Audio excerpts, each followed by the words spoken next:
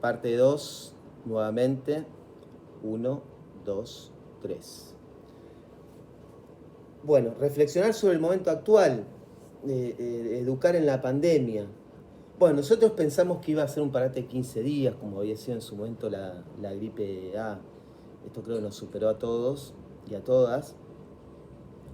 Implementamos muy rápidamente, como la mayoría de las escuelas del país, formas de hacer llegar trabajos a nuestros jóvenes y a nuestras jóvenes, pero rápidamente tuvimos inconvenientes. Primero en el formato que elegimos para hacer las tareas, es decir, dábamos tareas, trabajos prácticos, que son los mismos que dábamos cuando había un momento de aula, momento áulico para trabajar, y ese momento había desaparecido.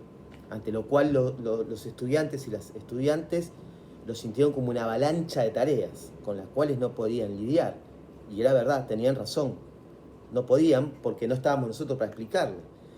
Porque las aulas virtuales, porque esto del Zoom o del Meet no funcionó. Funcionó para un grupo muy pequeño de la sociedad, porque esto ya ha sido dicho, que esta pandemia reveló lo que ya sabíamos. La foto la teníamos, en todo caso no la queríamos mirar muy de cerca.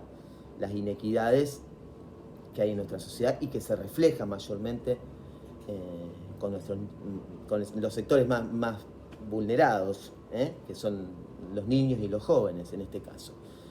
Así que tuvimos muchos problemas.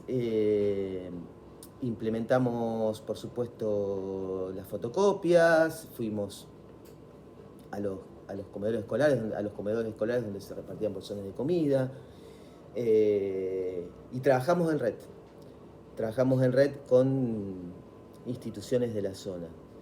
De todas maneras, esto nos lleva y nos llevó, y no solo a los docentes, sino a partir ya de resoluciones ministeriales, a una profunda renovación.